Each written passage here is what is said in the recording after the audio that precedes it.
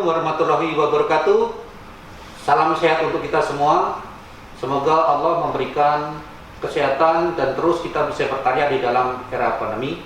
Bersama ini kita bertemu dengan Bapak Naufal. Beliau adalah Direktur Human Capital di Jamsostek, BP Jamsostek atau BP Ketenagakerjaan ya Pak ya? Iya. Kami dari Business News dan juga MMU TV ingin mendapatkan pencerahan dari Bapak, terutama kami mengucapkan selamat atas terpilihnya Bapak sebagai The Best Chief Human Capital di dalam Award Digital Marketing and Human Capital Award 2020 yang kita selenggarakan, dan juga selamat atas terpilihnya Bapak di Asia sebagai Human Resources Director dan juga perusahaannya sebagai employer terbaik di Asia. Ini luar biasa sekali bahwa negara kita mendapat apresiasi dari luar negeri. Kita mempunyai perusahaan yang berkelas internasional. Suatu perjalanan panjang bersama Pak Naufal yang saya yakin banyak kiat-kiat yang sudah beliau lakukan di sini di Indonesia yang menjadi contoh untuk negara lain. Dan mungkin pengantarnya BP Jamsostek atau Ketenagakerjaan ini sudah mengelola investasi sekitar 520 triliun rupiah, sangat besar sekali. Dan tentunya dengan kehati-hatian BP Jamsostek ini terus jalan sampai sekarang, dan terutama human capitalnya. Jadi human capital di tempat beliau ini nanti diterangkan bagaimana, berapa banyak, dan membuat kita semua pasti agak terkejut karena ternyata perubahan transformasi digitalnya luar biasa. Baik, kami persilakan Pak Naufal bisa menyampaikan beberapa hal, terutama bagaimana BP Jamsostek ini bisa seperti ini, bisa menjadi kelas internasional, digitalisasinya juga luar biasa, terus kemudian semua dihubungkan dengan suatu sistem digital yang terintegrasi seluruh Indonesia, mengelola manusia sebanyak 6.000 lebih, dan tentunya investasi juga besar sekali. Itu sangat perlu tata kelola yang bagus, itu terutama human capitalnya. Kami persilahkan Pak mungkin memperkenalkan diri dan apa yang Bapak sampaikan. Ya. Baik, boleh saya buka Pak ya? Saya juga. Baik. Terima kasih Pak Yunanda. Assalamualaikum warahmatullahi wabarakatuh. Waalaikumsalam. Jadi apa yang disampaikan Pak Yunanda tadi tentu buat kami menjadi motivasi ya sebagai badan hukum publik Pak. Jadi per tanggal 1 Januari 2014 PT Jamsostek Persero yang tadinya BUMN itu kemudian menjadi badan hukum publik ya. Jadi bertanggung jawab langsung kepada Presiden. Nah, tentu transformasi dari sebuah BUMN yang masih ada unsur profit oriented ke badan hukum publik itu tentu juga tidak mudah ya. Nah, badan hukum publik ini lebih banyak kepada service excellence oriented. Nah, itulah kemudian yang kita lakukan transformasi. Ya, alhamdulillah dari tahun ke tahun transformasi kita jalankan dengan konsisten. Nah, tadi buah dari hasil transformasi itu tentu walaupun kita tidak mengejar award atau penghargaan, tapi itu bagian dari pengakuan dan juga motivasi dari baik di dalam negeri maupun luar negeri. Nah, menjelaskan BP Jamsostek tentu saya harus mulai dari visi misi BP Jamsostek itu sendiri.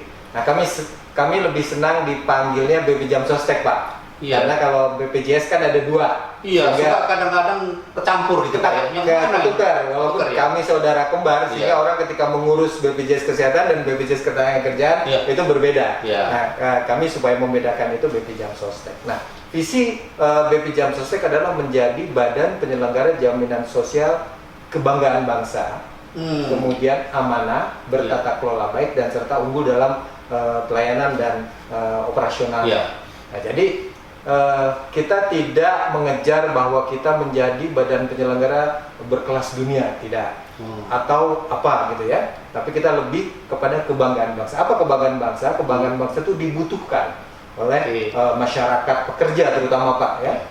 oleh masyarakat pekerja. Nah, terus di situ di visi itu ada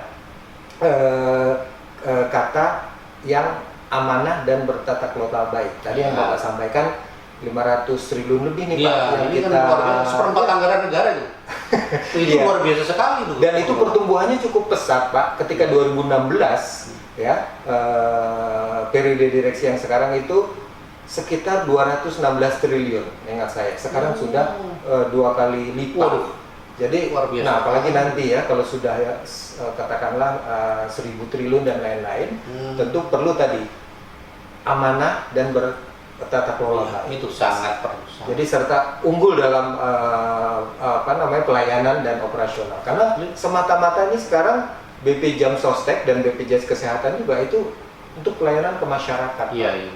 Jadi pemerintah tidak menuntut lagi untuk menyerahkan dividen atau profitnya ya. Gitu. Nah, itu jadi kembalikan ke Oh, masyarakat atau peserta lagi Pak. Itu apa aja benefit untuk masyarakatnya yang langsung maupun tidak langsung? Nah, itu tergantung. Bagus ini Pak Irnanda. Jadi ada benefit langsung ya. Tentu karena dengan mengikuti program jaminan kecelakaan kerja, jaminan kematian, jaminan hari tua, jaminan pensiun, dan mulai tahun ini kita pelaksananya tentu tahun depan kita diminta untuk jaminan kehilangan pekerjaan itu Pak yang di Omnibus Law. JKP. Jadi ada 5 nanti. Waduh, siapa aja yang dijamin untuk yang kehilangan kerja itu kan banyak banget ini. Ya itu dia nanti. Gimana cash flow-nya diaturnya ya? Nah, memang dananya pemerintah akan bantu. Oh, akan top up ya? Ya, akan top up ke kita. Karena kalau dari 4 program itu nggak mungkin kita ambil dari sini. Iya, kan mengurangi servis kepada yang 4 itu. Di samping mengurangi, tidak boleh Pak subsidi silang itu. Oh, tidak Jadi, boleh ya? satu program itu harus dedicated terhadap satu program supaya lebih tertib memang, dan itu memang regulasinya seperti itu. Oh iya, bagus. Nah, tugas-tugas saya sering nyebut ke karyawan saya itu ini tugas mulia. Jadi dengan tugas-tugas seperti ini tentu kita human capitalnya itu harus siap Pak. Nah, tadi Bapak sampaikan ya 6.000, betul 6.000. Ya kalau dipikir untuk perusahaan kecil tentu terlalu banyak ya. Tetapi untuk perusahaan yang kita meliputi seluruh Indonesia, ya kita juga merasa kekurangan. Tapi kan tadi yang Bapak katakan dengan digital technology, nah, kita bantu seperti itu Pak. Jadi sekarang kan semua bisa bahkan dengan bantuan gadget, kita bisa melakukan e-register gitu. Iya, kalau itu untuk yang kehilangan pekerjaan itu kelas atau kualifikasi apa pekerjaan yang dijamin? Itu kan banyak sekali yang orang-orang mandiri gitu dalam bekerja atau berwirausaha. Bagaimana kayak gitu itu? Kalau yang di BP Jam Sostek tentu sudah menjadi peserta BP Jam Sostek. Jadi baik yang baik yang BPU maupun PU. BPU itu yang tadi yang Bapak bilang pekerja-pekerja mandiri ya, bukan penerima upah. Kalau dia sudah terdaftar, itu kita jamin. Jadi misalnya toko-toko kecil, kelontong pengusaha mandiri, soto, bakso itu bisa ya? Iya. Nah, tetapi memang sekarang lebih diutamakan dulu adalah memang pekerja-pekerja yang kena PHK kan, yang PU-nya itu, yang karena nanti itu akan terkait dengan jaminan pesangonnya itu, Pak. Yang di Undang-Undang Ketenagakerjaan nomor 13 itu. Nah, itu nanti kaitannya. Itu kalau dihubungkan dengan misalnya tuh perusahaan dia udah membuat ke asuransi lain lah ya. Masalah asuransi jabatan atau segala macam. Itu enggak double atau gimana? Tidak, artinya sebenarnya jaminan sosial ketenagakerjaan ini threshold wajib. Bapak bisa saja karyawan Bapak atau ke perusahaan-perusahaan lain top up dengan jaminan-jaminan yang lain, tetapi yang wajib ini ya ini 4 program plus jaminan kesehatan ya di BPJS Kesehatan. Yang bisa di cover tuh kira-kira kualifikasi seperti apa yang pekerja di Indonesia? Misalnya pekerja di Indonesia sekarang berapa jumlahnya? 175 juta atau bagaimana? Nah, jadi begini Pak. Nah, ini juga saya akan jelaskan. Jadi di Indonesia ini ada sekitar menurut data BPS ya 120 jutaan pekerja. Nah, yang eligible menjadi peserta BP Jam Sostek, eligible itu dari tingkat usia dan lain-lain ya. Kemudian juga peraturan-peraturan perusahaan itu 98 juta. Nah, kami ini saya tegaskan lagi, kami baru bisa merekrut atau terdaftar di kita itu baru sekitar 53 jutaan. Jadi masih banyak yang belum kalau Bapak tadi tanya yang mana yang bisa dijamin, PR kita masih besar, masih banyak. Jadi berapa tadi? 98 dikurangi 53 juta. 40-an sekian juta. 40 juta. Nah ini yang juga ya. Makanya kenapa human capital kita ini saya minta untuk bisa terus untuk mengakuisisi, merekrut, mendaftarkan pekerja-pekerja. Talent yang baru. Nah dari tadi 40 juta itu terbanyak itu justru di BPU Pak, bukan penerima upah. Kalau yang pekerja formal sih perusahaannya daftar. Gitu. Pekerja mandiri ya maksudnya? Ya, pekerja mandiri. Ya, emang agak susah kadang-kadang pekerja mandiri itu kan sangat fleksibel, movable itu kadang-kadang trackingnya gimana membayar dan segala macam. Satu itu, kalau udah terdaftar sih lebih mudah karena kan ada NIK, ada email, ada handphone. Bisa nggak dikasih GPS-nya apa gitu supaya kita tahu nih udah pindah dari Semarang ke Solo ke Jakarta gitu gimana dia kan? Nah ini yang belum. Jadi di tracking gitu ya Pak ya. Kan memang saya daftar Jogja atau dia udah pindah menjadi usaha apa di Jakarta atau terus dia punya cabang di mana itu kan mestinya kan. Ini ide bagus, kita belum ke arah situ, yang penting kita bisa cari. Yang paling penting sebenarnya Pak, yang 40 juta itu gimana caranya kita bisa rekrut? Karena kan itu di situ ada petani, nelayan, pedagang kecil. Apa namanya sekarang ini ojek online. Ojek online. Itu kan mereka bukan karyawan yang pengelola itu ya. Karena kan mungkin banyak ada dirampok lah atau jatuh ditabrak itu kan rawan loh mereka. Malah mereka punya resiko lebih tinggi dibanding pekerja kantoran. Tapi karena dia punya link dengan perusahaannya itu seperti ojek online itu mungkin itu ya. Nah sekarang kita dimudahkan untuk itu karena kan mereka punya aplikasi dan lain-lain sehingga kita bisa lakukan itu. Cuma kan bagaimanapun kesadaran mereka kita harus buka. Untuk daftar ya. Harus aktif ya. Iya, bukan perusahaan yang nggak habis. Perusahaan merasa bahwa itu mereka mitra bukan karyawan. Kasihan juga ya kalau ada apa-apa kan mereka. Siapa yang taking care mereka kalau ditabrak? Untungnya mereka itu sekarang punya komunitas-komunitas Pak. Jadi kita pendekatannya ke komunitas. Misalnya komunitas ojek daerah mana, ojek online daerah mana, ojek online daerah mana. Nah itu kita dekati. Itu bagus juga itu Pak karena kerjaan ojek online ini termasuk kan logistik distribution sebetulnya. Betul. Yang untuk memudahkan dan mengurangi cost. Dan itu menggerakkan ekonomi yang kebetulan sedang down, mereka yang jalan. Nah, apalagi dalam pandemi ini ya orang mau keluar susah nggak ada akhirnya mereka yang lebih mudah-mudahan itu. Ini mulia sekali nih BP Jam Sostek ini melakukan ini. Kalau jadi Indonesia ini akan beda dengan negara lain karena negara lain ya jarang ada ojek online. Karena Indonesia kan ada malas-malas kita aja nyuruh orang gitu. Kalau di sana kan jalan kaki jauh karena dingin ya. Kalau di sini debu lah panas gitu ya. Jadi saya rasa BP Jam Sostek selalu mendampingi orang-orang yang mempunyai risiko-risiko yang cukup terekspos seperti itu ya.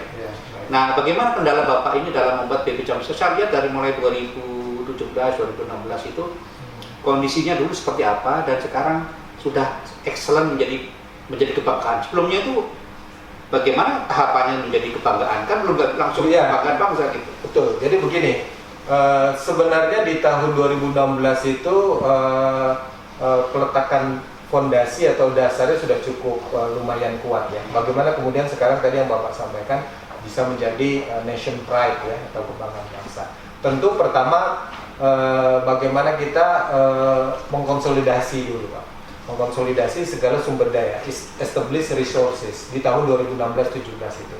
Ketika kita sudah bisa mengelola sumber daya kita ini dari karyawan, dari aset segala macam, baru kemudian kita lakukan operational excellence di 2018 ya. Operational excellence tentu dengan unggul dalam pelayanan ya dan operasional dan seterusnya. Nah meningkat tahun berikutnya lagi kita harus agresif growth. Harus pertumbuhan yang agresif nih, karena kan tadi yang saya sampaikan 121 juta atau 98 juta pekerja kita baru waktu itu masih 40-an juta 30 itu nelayan ada nggak yang di 90 juta? Kenapa? Nelayan ada juga termasuk nelayan. Itu penting sekali. Ya, nelayan dianggap tani nelayan gitu, makanya teman-teman ini ya harus ekspansif ya. Waktu itu kan yang belum pandemi ya, kok sana kemari dan seterusnya. Nah, di 2019 itu kemudian kita agresif growth ya. Nah, di 2020 tahun ini kita prominent performance. Jadi bagaimana performance kita terus kita tingkatkan. Nah, ujungnya nanti di 2021 kita menjadi nation pride atau kebanggaan bangsa. Nah, itu journey-nya, Pak. Nah, memang tidak mudah juga ya, tapi saya sampaikan terutama karena saya direktur SDM ke teman-teman human capital, ya kita harus terus meningkatkan kompetensi kita. Apalagi dari 6.000 itu, Pak, 76% millennials. Dulu waktu 2017 berapa persen milenial? Sekitar 60% lah ya, 55-60%. Saya lihat bahwa waktu mungkin rekrutmen sekarang kan online ya. Ya. Kira-kira berapa banyak yang mendaftar itu? Setiap tahun itu tidak kurang antara 120.000 sampai 150.000. Yang diterima berapa? Yang diterima paling banyak itu tahun 2016 itu 700 orang. Seberapanya itu? Hanya 5%? Jadi kayak ini Pak, sampai kalau dulu zaman saya si Penmaru atau sekarang USM 1/10 iya. atau berapa? Jadi kayak masuk perguruan tinggi jurusan favorit. Nah, itulah yang membuat kami kemudian istilahnya itu mencari metode rekrutmen yang lebih millennials. Ya. Contoh di 2018 kita itu merekrut dari 150.000 itu mereka diminta untuk membuat vlog, Pak. Vlog. Vlog itu dirinya terus untuk dirinya menjelaskan cukup 1 menit menjelaskan apa itu jaminan kecelakaan kerja, jaminan kematian, jaminan hidup, jaminan pensiun. Oh, itu. Nah, vlog itu kemudian diposting di Instagram mereka, YouTube mereka. Jadi paling tidak mereka punya akun ini kan. Berarti karena itu legitimate. Iya. Legitimate bahwa dia tuh benar-benar anak yang bisa di-track semua tuh. Iya. Apa saja dia postingnya segala macam kan? Nah, jadi akhirnya kita juga bisa mengambil katakanlah profil mereka ya dari situ udah kelihatan tuh tersaring ya Pak ya. Dan satu lagi mereka paham, makanya kita sebut calon pekerja sadar BPJS Ketenagakerjaan. Iya. Jadi paling tidak yang 150.000 itu baca ini BPJS itu apa? Itu satu keuntungannya. Kedua ya branding juga. Branding. Makanya kaitannya dengan digital marketing dan human capital itu bisa langsung dikawinkan tuh branding kita langsung kesana kemari. Gitu. Kalau branding itu kira-kira logonya mau diganti nggak supaya nggak bingung nih BPJS Ketenagakerjaan? Kalau logo berbeda Pak. Oh, udah beda ya? Udah beda dari awal. Cuma penamaan BPJS. Jadi ketika orang bicara BPJS biasanya kesehatan. Karena kan pesertanya juga udah hampir 200 juta keluarga dan sering ke rumah sakit, ke dokter. Kalau ketenagakerjaan kan hanya pekerja yang tahu, kadang-kadang keluarganya tidak tahu. Terus kemudian juga yang mendaftar, yang tidak mendaftar nggak tahu. Hanya kecelakaan. Dan itu pun kalau ada kecelakaan mungkin mau selesai bekerja atau pensiun Kalau di luar negeri seperti BPJS Jam Sostek gimana ya? Kayak seperti gini? Berbeda-beda Pak. Ada yang langsung ditangani oleh negaranya, seperti di Jepang, MHLW itu semua ditangani oleh negara, oleh kementerian. Nah, di India berbeda lagi, mereka lebih banyak BPU-nya. Di Malaysia mirip-mirip dengan kita. Kalau di Inggris atau di Eropa gimana? Kalau di Eropa biasanya sudah ditanggung oleh pemerintah. Jadi fundingnya itu oleh pemerintah. Kalau kita kan self funding, kita pekerja ikut iuran di samping perusahaan. Gitu. Tetapi justru banyak negara sekarang yang sedang belajar ke kita karena negara-negara itu hampir mungkin kewalahan juga. Memang kan negara keterbatasan budget nasionalnya itu kan diserahkan pada independen supaya nggak tercampur oleh yang lain. Tersubsidi yang lain kan dia nggak bisa sustain. Idealnya sih sebenarnya dari negara juga ada, dari ini jadi dua pihak ini tetap harus top up, tapi minimum tertentu jumlahnya ini harus bisa mengembang sendiri kan gitu kan. Nah, kalau di kita iuran dari masyarakat pekerja dan perusahaan ya. Mengkolek gimana itu kalau banyak gitu? Nah, makanya utang gitu. Makanya kan dengan digital teknologi itu sekarang kita punya punya aplikasi kita sebut Smile. Sebenarnya SIPP, jadi Sistem Informasi perlindungan pekerja. Cuman dicari-cari kata-katanya, akhirnya dapat SMILE lah gitu, smile. Smile. Oh. Supaya apa? Supaya peserta juga Happy, senyum, happy. pekerja yang melayani tersenyum. Nah, Oh, itu punya keren juga aplikasi ya. Smile. Dan itu kita develop sendiri, Pak. Oh ya? Iya. Jadi misalnya e-registrasi, e-claim dan lain-lain itu bisa lewat Jadi itu. divisi IT-nya cukup kuat dong di sini. Ya relatif juga, artinya kita harus memperkuat, Pak. Nah, berapa orang yang kira-kira di situ? Kalau khusus IT khusus IT di pusat itu sekitar 80 orang. Baca juga ya. Ya, 80. Tapi kan untuk melayani itu 80 dari 6.000 orang, Pak. Oh, Ya. iya. Jadi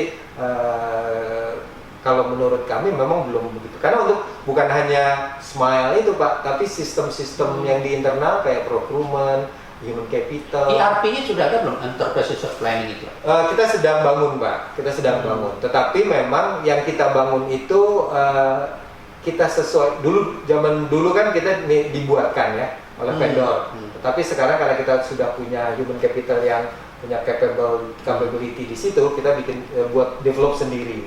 Kenapa develop sendiri? Itu bisa lebih sesuai, Pak. Iya, iya. Jadi kalau ada apa-apa kita langsung bisa nggak tergantung orang lain. Itu filosofinya dari direksi untuk membuat Smile itu, Pak. Luar biasa ini pencapaian perusahaan yang dulu dianggap konvensional sekarang nggak transformasi digital. Iya. Dan itu mentransformasikan human capitalnya juga, termasuk kompetensi dan juga kemampuan dalam rangka melayani kan gitu.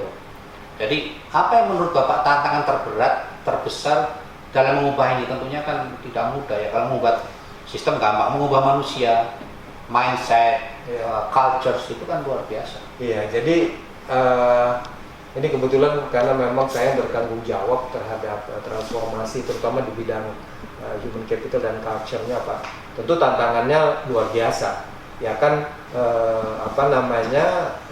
di BP Jam Sostek ini juga kan sempat 30% gitu ya dari generasi yang lalu kan, sehingga untuk menyatukan generasi ini. Ada generation gap-nya itu bagaimana? Kadang-kadang agak-agak sulit juga. Kami sering menyelenggarakan kegiatan yang kita sebut communication across generation.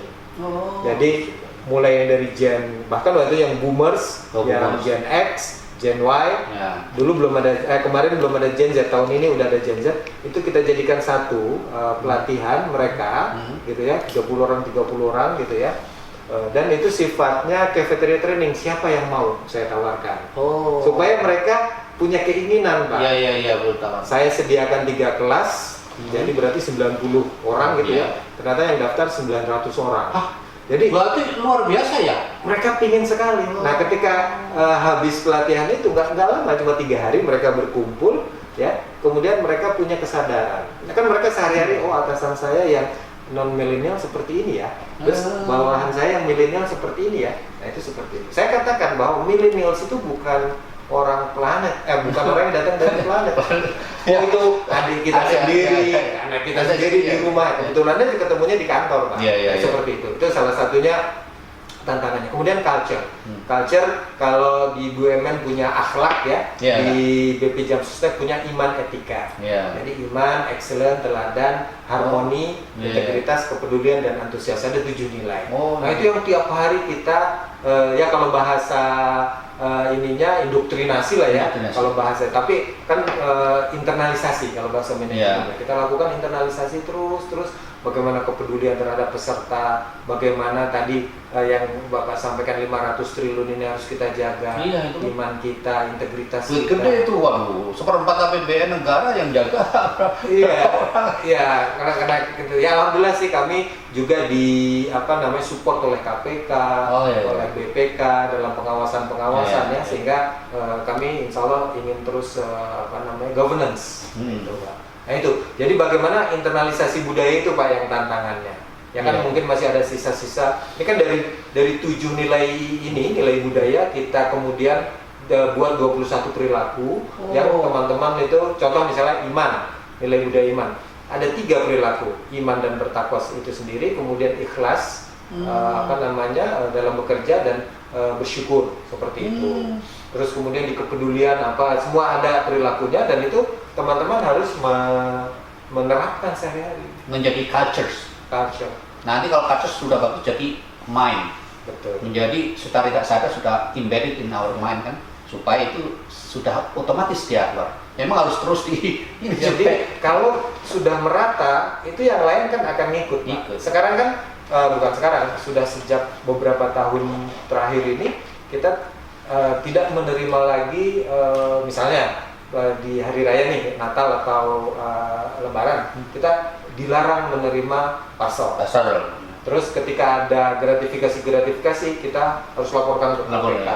Ya alhamdulillah tahun ini kami juga dapat penghargaan dari KPK, unit pengendali gratifikasi, Pak. 2 tahun sebelumnya kita mendapat penghargaan juga sebagai lembaga pengendali anti gratifikasi terbaik, gitu ya. Jadi yaitu karena kita yang tadi Bapak bilang, human capital itu kita punya sekitar 600 lebih Pak, tunas integritas disertifikasi oleh KPK. KPK kan punya program itu ya, LSP. Ini bagus sekali kalau itu jadi dipakai di semua BUMN, semua BUMD atau pemerintahan itu, waduh. Ini sesuatu yang baru. Betul. Jadi BUMN, pemerintah, lembaga seperti kita itu diakses oleh KPK, dan kita mengikuti terus setiap tahun. Itu sebenarnya bukan kita ngejar penghargaannya ya, tetapi bagaimana salah satu kita bisa terus di maintenance nih, governance dan lain-lain gitu, supaya amanah, supaya mendapat ridho Allah. Dan ini saya lihat ini perbedaan yang mendasar dengan corporate di luar negeri, di Amerika, di Eropa, karena tidak ada ngomong amanah tadi, tidak ada ngomong mengenai iman, syukur, integritas. Mungkin integritas berarti bersyukur, itu tuh rasanya nggak ada ya, karena mereka lebih kepada individualistik ya.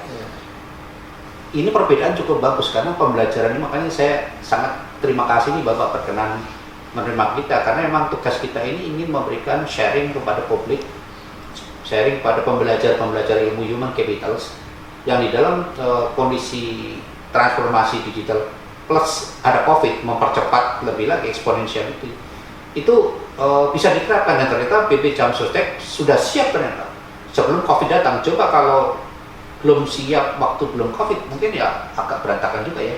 Kira-kira persiapannya berapa tahun seperti ini sehingga waktu COVID udah nggak kaget-kaget gitu? Iya, baik. Menghadapi COVID rasanya hampir semua lembaga, kalau saya nyebutnya nervous lah ya, kita goyang gitu waktu itu. Tetapi sebenarnya kalau saya mengatakan Tuhan itu maha adil, Pak. Jadi sebelum COVID datang, kita itu kan disrupsi digital teknologi, Pak. Iya, kena dulu itu ya. Kena dulu itu. Di 2018-19 saya sudah menerapkan, misalnya di learning lah ya tempat saya, itu melalui Zoom meeting, Pak. Oh sudah mulai, tapi karena kita merasa nggak begitu perlu, pernah saya mengadakan international conference, kemudian kita siarkan ke seluruh cabang, karena kapasitas learning center kita kan nggak cukup kalau ngundang seluruh Indonesia, kita terus ke pemberi kerja, ke yang lain itu, tapi sekali-sekali saja gitu kan, itu satu, kita sudah siap di situ. Jadi platform video conference itu sudah ada di learning center kita. Saya melakukan morning briefing misalnya di kantor cabang perintis di Papua, di Indonesia Timur, Indonesia Tengah, Indonesia Barat, itu melalui Zoom meeting. Di sana 5:30 kan, kita 5:30. Itu berapa waktu sekali briefing itu kepada? Waktu itu karena kita belum merasa kebutuhan, sebulan sekali saja sudah merasa. Karena sekarang dengan COVID. Kalau sekarang kan intens, sangat intens. Hampir semua morning briefing kita, apalagi dengan WFH 50-50, ya pasti lewat itu. Setiap pagi tuh mereka teman-teman lewat itu. Conference ya, termasuk ya ketika Bapak mengundang saya presentasi kan udah siap kita dengan perangkat itu.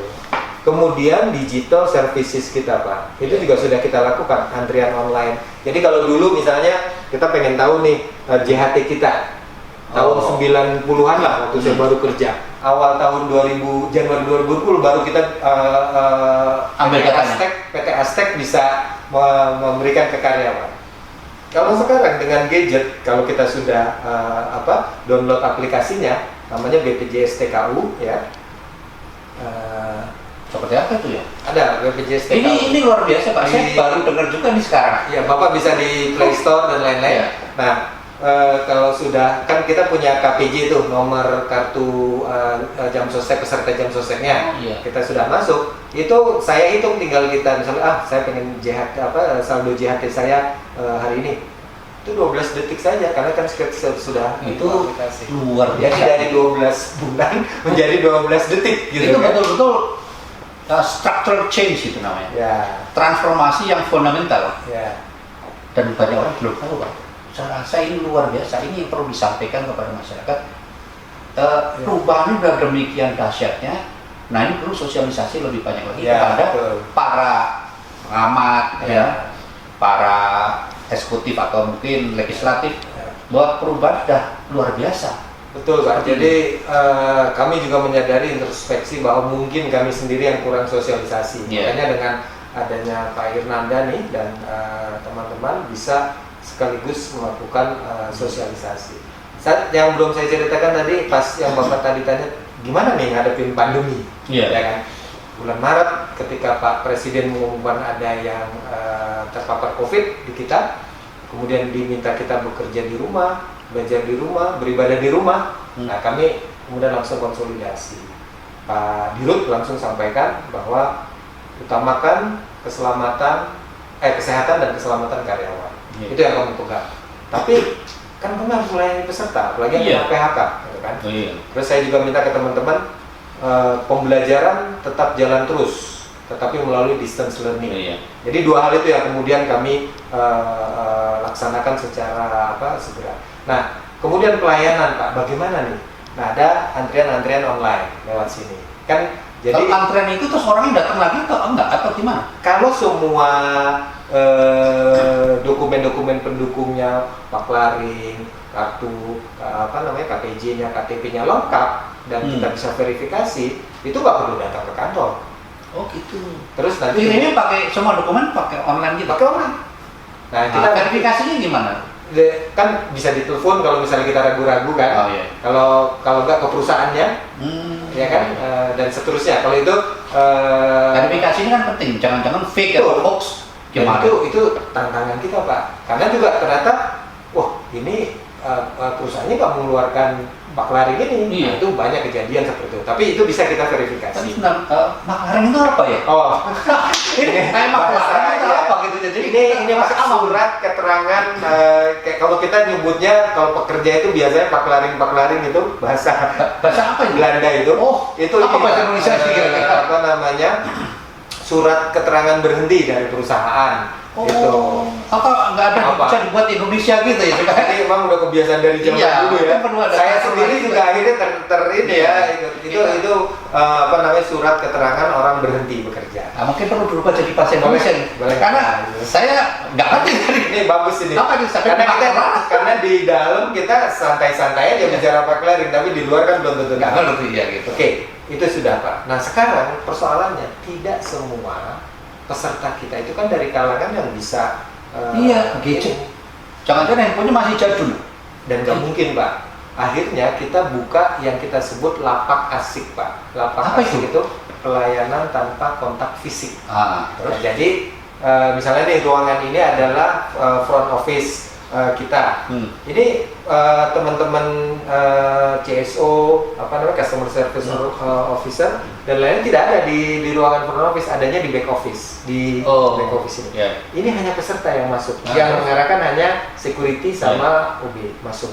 Nah, di ruangan ini disiapkan monitor-monitor Pak, video, TV. Terus? Nah, kemudian berhubungannya lewat itu. Kalau dulu mungkin zaman kita intercom lah. Tapi ada kelihatan gambar ya, kayak Zoom juga, kayak Zoom meeting juga. Tapi sebenarnya LAN bukan. Oh, ini kayak TV aja, kayak TV aja. Nggak ada pencet tombol gitu? Enggak, hanya mereka pokoknya sudah masuk kamera gitu ya. Bapak mau apa? Ada pertanyaan dari di sana juga pakai TV juga. Saya mau cairkan JHT. Bapak coba tunjukkan KTP-nya. Bukan KTP-nya. Ke itu yang ada. Nanti di sana di dalam di foto. Cekrek gitu. Terus tunjukkan kartu jaminan sosialnya. Tunjukkan pak clearingnya, tunjukkan. Nah setelah semua ditunjukkan, fotokopinya ditaruh ada di box gitu, masuk. Terus kemudian di UV supaya UV ya anti bakteri dan lain-lain gitu ya. Sudah seperti itu. Nanti itu di semua tempat sudah begitu, di semua cabang. Nah awal Desember kemarin kita baru tingkat nasional. Nah yang awal-awal COVID terjadi itu Pak, itu baru cabang-cabang yang memang full, yang ada orang datang untuk offline. Yang selebihnya kan bisa lewat online.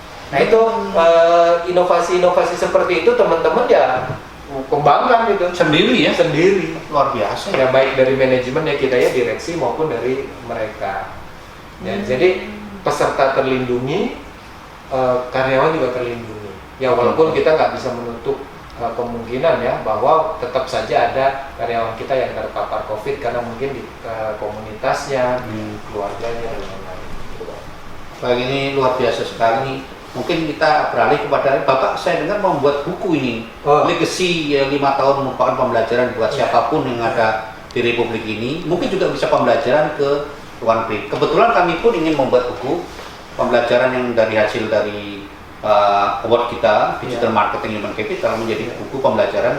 Kami hanya meminta mungkin 8 eksekutif, dapat direktur Human Capital yang sudah mempunyai suatu learning curve yang cukup tinggi, kompetensi dan hasil yang luar biasa, akan kami jadikan buku. Mohon bisa nanti memberikan juga masukan dan juga kontribusi, karena saya ingin kita dari Business Juice maupun MMU TV ingin mensosialisasikan baik lewat digital maupun buku maupun nanti buku digital e-book ya Pak ya, e-book juga selain yang supaya dan mungkin kalau jadi juga bisa kita terjemahkan bahasa Indonesia. Saya kepingin buku-buku kita ini yang para eksekutif kita nih hebat-hebat ini bisa dibaca kalau di launch-nya luar negeri, di Peri Plus atau apapun itu diambil. Wah, ini saya penting karena kadang-kadang dari luar ingin tahu Indonesia kayak apa, human capitalnya keahlian itu nggak ada. Jadi kalau Bapak nanti ini berkenan, ini juga part of dari buku ini. Nanti kalau kita kurang, kita akan mungkin Zoom meeting dengan Bapak, melengkapi buku itu. Karena nanti bukunya akan dibuat populer, tapi punya nilai sains, punya profesionalisme yang tentunya ada kaidah-kaidah yang harus kita penuhi, sehingga orang dari luar negeri akan melihat bahwa inilah jendela kompetensi human capital yang sudah berubah jauh di Indonesia. Mungkin Bapak bisa terangkan buku yang Bapak ini, apa ini bukunya Pak? Ya, ini apa ini Pak? Judulnya bukunya The Survival of Human Capital. Wah, ini penting nih. Survival apalagi dalam kondisi COVID pandemi ini gimana ini human capital? Era new normal. Ada satu bab memang yang khusus memanusiakan manusia. Nah, ini apa di filosofinya nih? Ya, jadi digital technology itu kan banyak menciptakan artificial intelligence, Pak. Nah, kekhawatiran kita kan ini kan banyak job loss nih, pekerjaan hilang ya, penjaga tiket, dan itu kan sekarang tempat parkir semua sudah cuma tap aja nggak lihat orangnya. Sekarang manusianya kemana? Nah, memanusiakan manusia itu saya jelaskan ke teman-teman human capital terutama di internal saya bahwa sekarang manusia yang tidak mengerjakan pekerjaan-pekerjaan yang administratif, yang yang bisa dikerjakan oleh artificial intelligence. Sehingga apa? Kreativitas, inovasi, itulah yang harus kita sekarang kuatkan. Tuhan memberikan anugerah otak, akal, dan hati. Nah, itu yang kita harus, potensi itu yang harus kita tingkatkan. Itu satu. Yang kedua, di masa pandemi ini yang memanusiakan manusia, bagaimana jangan kemudian kita mengorbankan ya untuk katakanlah kegiatan-kegiatan kita, target-target kita, tapi karyawan atau peserta yang menjadi korban. Jadi dua hal itu sebenarnya yang diceritakan di buku ini, memanusiakan manusia memasuki. Dan mungkin dengan konteksnya ini hubungan antar manusia juga agak merenggang. Betul. Itu bagaimana itu? Nah, kami punya program namanya Employee Assistant Program, Pak.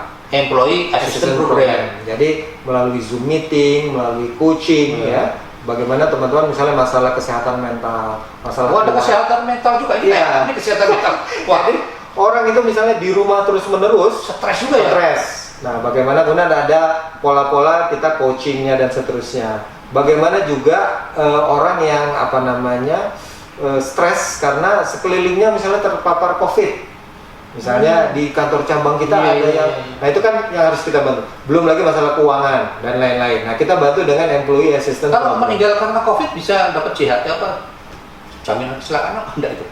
Kalau dia WFH, kalau dia peserta, itu ya kalau meninggal karena COVID dapat, Pak, karena kan jaminan kematian apapun. Oh ya, kematian ya. Ya, apapun. Tapi kan bukan karena dia bekerja kan, atau karena COVID ini kan? Karena kalau COVID kan sudah oleh pemerintah ya, ditanggung pemerintah. Kalau Tapi pasien meninggalnya nggak meninggalnya nggak dapat jaminan apa? jaminan kematian ini jam sostek tetap Oh, iya? dapat. Nah, Itu iurannya berapa Pak ya? Kalau boleh tahu. nah, iurannya kan tergantung penghasilan, Pak, tergantung gaji. Misalnya 5 juta rupiah. Saya nggak ngambil yang 5 juta lah ya, yang paling rendah supaya orang ikut ya. Itu 1 juta rupiah. 1 juta 1 sudah juta, bisa ya? 1 juta gaji itu hanya untuk JKK JKM, JKK itu jaminan kecelakaan kerja, Ya, jaminan ya. JKM itu 16.800 per bulan. JKK itu kalau misalnya kerja itu kalau dari rumah ke kantor ditabrak, Ya, mati Ya. atau apa? Ya. pokoknya kecelakaan atau meninggal dijamin. Kalau kecelakaan nggak meninggal, Ya dijamin juga kecelakaannya, dirawat di. oh ada ya? Iya, bahkan 100%. Oh, wah ini Saya punya- ini harus tahu nih pemirsa, harus tahu nih pemirsa bahwa ini kayak gini nih Iya. luar biasa nih BP jam. Saya ngambil contoh yang ekstrim ya. Saya punya sahabat coach Indra Safri waktu Oh iya. dia melatih U19 ya. Nah, Oh yang pelatih sepak bola under itu 19 itu ya? ya satu ketika Itu kebetulan meninggal nggak sih? Hah? Masih ada? masih sekarang jadi direktur teknik PSSI. Oh iya. Nah, waktu itu kenapa saya sebut karena ini pengalaman sangat menarik. Waktu itu saya bersahabat dengan dia sudah lama. Saya jelaskan tentang program ini. Kemudian dia mendaftarkan peserta anak-anak didiknya itu ke BPJS, Pak. Oh. Nah, ke BPJS Ketenagakerjaan. Nah, ada yang hamstring ketarik Ototnya, tendonnya. putus dan lain-lain. Putus ya? Dibawa ke rumah sakit. Itu lagi latihan, itu bukan bertanding. Kemudian karena peserta BPJS Ketenagakerjaan di cover, Pak. Oh. Itu 100 juta lebih biayanya di cover. Luar biasa. Nah, itu pemain sepak bola, Pak. Apalagi tadi Bapak tanya pekerja. Bekerja ya? Ya kan kita kan pemain sepak bola pekerja bukan? Ya kalau dia memang Tapi profesional bekerja dia kan ya? Bekerja. Dia bekerja. Nah, jadi yang tadi saya ilustrasikan 1 juta misalnya seorang petani atau nelayan pedagang ya, penghasilannya sebulan 1 juta, kita anggap 1 juta. Dia menganggap 1 juta lah, karena kan fluktuatif nanti. Itu cuma bayar untuk 2 jaminan dulu ini yang dasar kematian dan kecelakaan kerja itu cuma 16.800. Berarti setahun cuma 200.000. Kalau misalnya Dengan di cover ya. itu 42 kali kalau kematian 42 kali apa maksudnya? penghasilan. Jadi 42 juta Kalau apa itu? kalau meninggal. Meninggal. Kalau kecelakaan? Kalau kecelakaan nanti ada hitungannya, kecelakaannya yang mana, apa. Tapi kalau misalnya dirawat, dia sampai sembuh. Wah ini penting sekali nih. Ini Ya. karyawannya bisnisnya sama MU perlu juga nih. Walaupun ya sekarang siapa sih yang mau celaka gitu Ya, ya? kita kan tapi nggak ada. tapi paling tidak untuk menenangkan atau Karyawannya bisa kerja dengan tenang, tenang. keluarganya bisa ini bahwa ini semua. Ya, dan perusahaan juga kan menyiapkan alat pelindung diri. Tapi itu khusus untuk yang kerja aja. Kalau yang istrinya atau orang nggak bisa ya?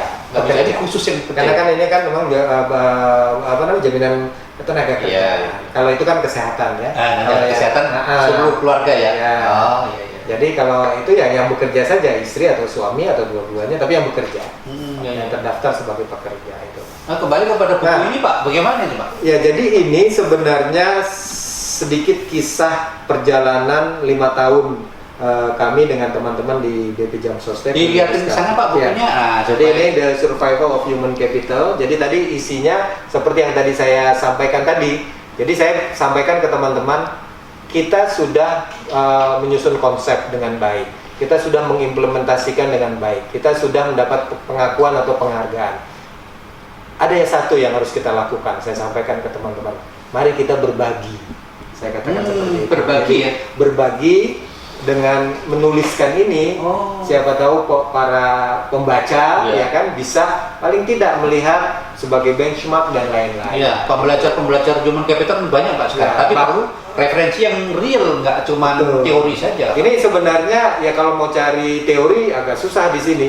Apa namanya, dari mana, tapi kalau implementasi yang penting insya Allah kita dapat. Dan ini juga kan tentu buat kami nanti ketika ada hal-hal yang ingin dikonfirmasi, dikritik, itu kami sangat terbuka untuk apa namanya, improvement atau perbaikan di kita sendiri gitu. Itu Pak. Ini insya Allah akan terbit di awal tahun Pak, karena ini memang baru selesai kita susun ya. Dan kami minta bantuan juga PT Balai Pustaka Persero, sinergi antar badan hukum pemerintah lah. Badan hukum pemerintah, badan usaha milik negara. Saya rasa bagus sekali. Ini kan juga kita memberikan edukasi kepada. Dan saya minta Pak Irnanda ikut memberikan komentar nih Pak nanti. Siap. Insya Allah. Sebelum saya cetak ya Pak ya. Ini luar biasa. Ini jadi kalau pemimpin korporasi ini mau membagikan ilmu, itu juniornya atau suksesornya akan tahu bahwa telah ada suatu perubahan-perubahan yang cukup mendasar. Pembelajaran itu penting, sampai kapanpun kan kita harus selalu ikro ya, membaca sampai kita terakhir dipanggil Allah nanti. Kan harus belajar sampai ke liang kubur lah kata gitu. Jadi beliau ini saya kebetulan ini walaupun bisa menulis sendiri gitu ya, tapi saya ajak Pak beberapa orang untuk ikut menulis. Saya sampaikan ke teman-teman tadi yang Bapak sampaikan, ya ini tadi berbagi dan ini insya Allah menjadi amal jariah. Ya kan hal yang kita betul. Jika dibaca orang akan mendapat pahala. Iya. Kira-kira itu. Itu tadi yang perilaku iman etika salah satunya kita bisa berbagi ya, bersyukur salah satunya kita bisa berbagi. Bersyukur karena ini perusahaan juga bermanfaat buat puluhan juta manusia Indonesia, juga membuat manfaat buat ekonomi negara. Kalau kerjanya dapat dijamin dengan baik, saya rasa kerjaan produktivitasnya juga meningkat ya Pak, efisiensi dan lain-lain. Itu kalau pekerja kasar kayak tukang-tukang itu, gimana cara hiburannya ya? Nah, saya tadi sempat belum menyebutkan memang ketahanan ketenaga kerjaan ini kita butuhkan Pak.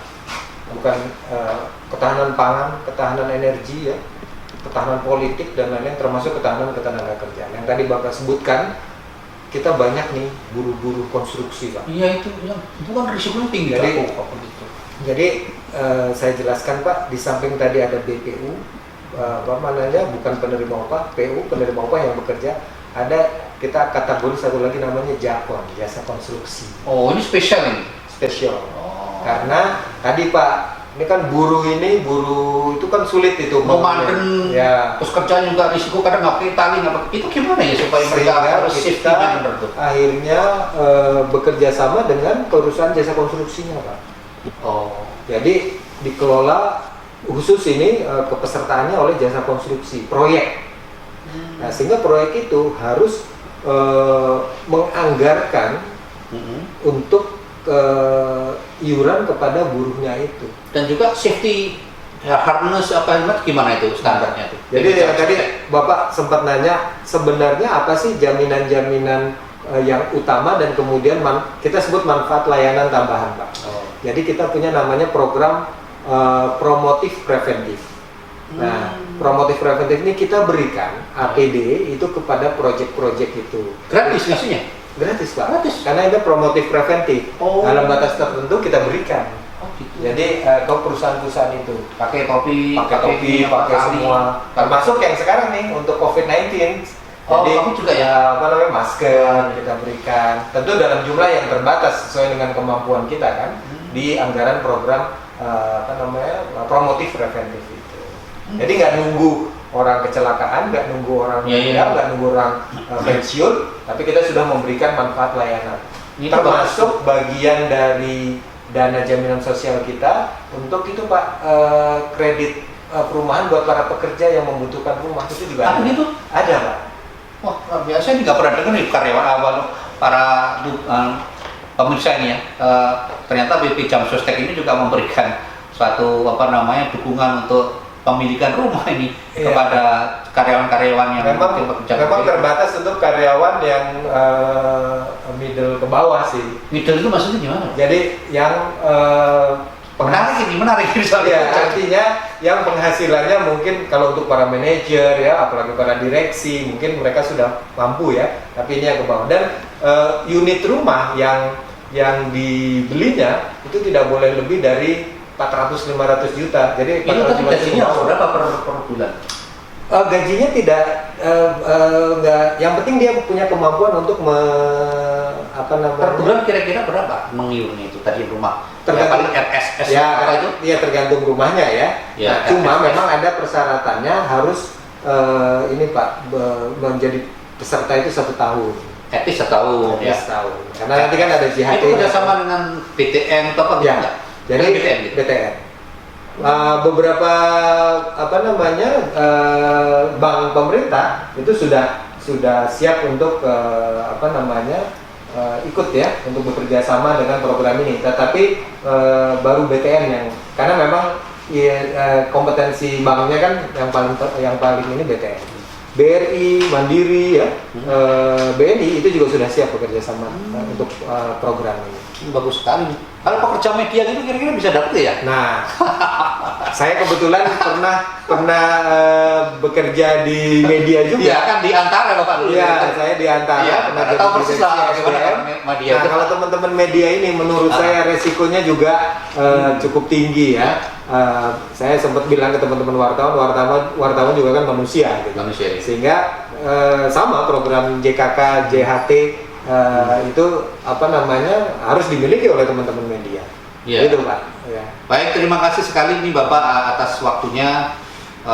Lain kali kita bisa sambung lagi karena ini bukan yang terakhir.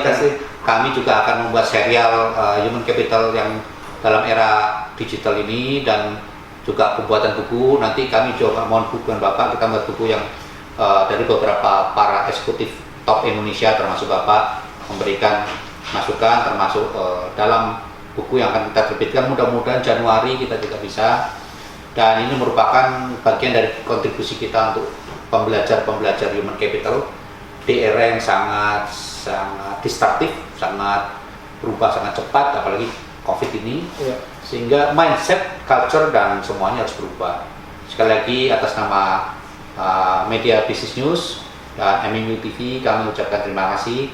Dan selamat Bapak juga telah mendapatkan dan perusahaan BP Jam Sostek ini mendapatkan penghargaan bukan karena mau cari penghargaan, tapi memang telah berprestasi dan publik melihatnya atau kita dari media melihatnya ini dengan suatu ukuran-ukuran yang tentunya tidak sembarangan memberikan, tidak semuanya juga mendapatkan ini karena betul-betul harus fundamental, transformatif dan betul-betul leadership ini kembali mengurus ini semua leadership yang penting Pak. Jadi satu lagi mungkin saya kenal leadership style Bapak itu seperti apa sih? Pengalaman kepemimpinan atau leadership saya sebenarnya tidak hanya pas ada di BP Jam Sostek tapi di tempat saya mengabdi atau bekerja sebelum-sebelumnya. Saya pernah kerja di perusahaan asing Pak, perusahaan Jepang ya. Nah itu saya mencontoh CEO saya. Nah saya nyebutnya akhirnya itu casual leadership Pak. Casual leadership, ini baru di ilmu nih. Jadi dia CEO saya itu lebih banyak menengok atau berkunjung ke workplace atau tempat kerja bawahannya dibanding dia manggil Pak. Oke. Saya memanusiakan manusia juga termasuk. Iya. Saya memahaminya ini awalnya dulu saya bilang ini inspeksi apa segala mata itu kok gitu. Tetapi pertama ya saya dapatkan dia langsung mendapatkan atau ketemu dengan orangnya. Kan kalau dipanggil nanti atau perlu waktu itu satu. Yang kedua dia tahu di tempat kerjanya seperti apa, ada kekurangan atau ada apa. Nah itu yang saya terapkan. Itu orang Jepang itu ya? Orang Jepang. Nah, saya terapkan tuh. Jadi saya antara memanggil dan datang itu balance ya. Balance ya. Tetap kita manggil kalau ada satu kesempatan. Sehingga saya tahu, oh akhirnya mereka karena sering ini curhat, Pak, iya Pak, ini kami kekurangan fasilitas ini dan seterusnya. Kalau kendala atau kalau sudah cukup, oke. Nah, saya bisa mengetahui, oh cara kerja mereka begini, suasana kerja begini, iklim kerja mereka kayak gini. Jadi kita tahu apa yang sebenarnya membuat mereka nyaman bekerja, iklimnya juga semakin enak. Nah, sehingga produktivitas, kontribusi mereka semakin bisa kita pahami gitu ya, dan makin tinggi tentu. Nah, yang kedua, ketika saya ke daerah, saya selalu menyempatkan untuk morning briefing, Pak. Jadi sarapan pagi-pagi di hotel atau di penginapan, langsung saya ke kantor cabang pembantu untuk ikut morning briefing. Jadi mereka termotivasi. Itu. Karena dikunjungi bosnya dari pusat ini kan langka juga gitu. Jadi mereka merasa juga diperhatikan. Dan yang berikutnya untuk millennials itu mereka di samping high tech itu high touch, Pak. High touch ini penting, high tech dan high touch. Jadi mereka harus kita sapa. Jangan juga kemudian kita menjaga jarak. Ya tentu sopan santun atasan bawahan tentu harus dijaga. Tetapi jangan jaga jarak. Ketika mereka nggak jaga jarak, kita nggak jaga jarak, inisiatif, inovasi, kreativitas dari mereka itu muncul. Tidak ketakutan ya. Tidak ketakutan. Leadership by fear, by ketakutan gitu kan. Wah, kan banyak juga itu. I'm the boss, you are the staff. Do what they said gitu kan, repot kan. Jadi saya menerapkan itu casual leadership, tapi saya tentu dengan teman-teman ya kita tetap jaga etika atasan bawahan. Itu Indonesia kan semuanya beretika, bersopan santun itu kan bagian dari budaya.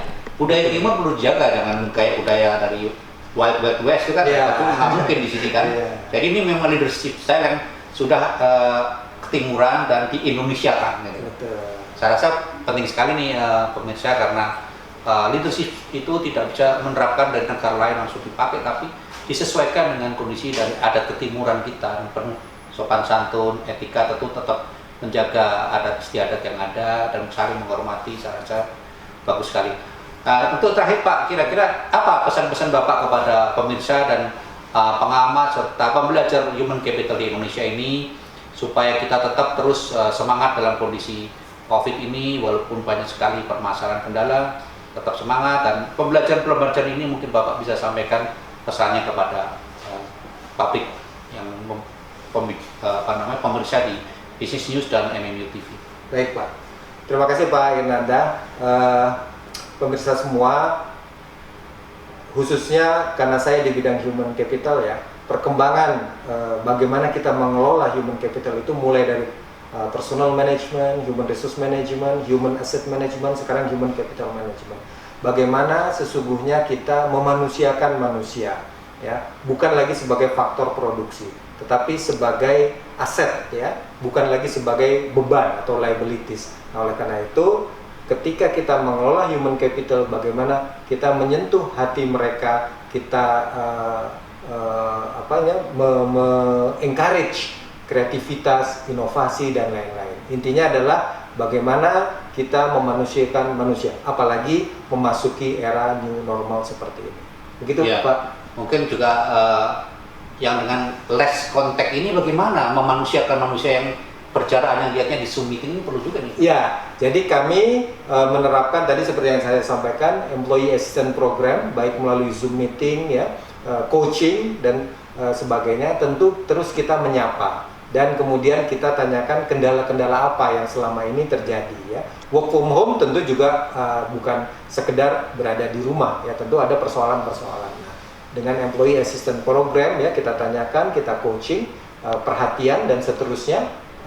Tentu dengan mengutamakan keselamatan dan kesehatan karyawan itu akan membuat mereka tenang dan memotivasi mereka untuk tetap produktif dan kontributif untuk organisasi. Gitu, Pak. Terima kasih, ini luar biasa sekali kita mendapatkan waktu yang khusus di kesibukan beliau.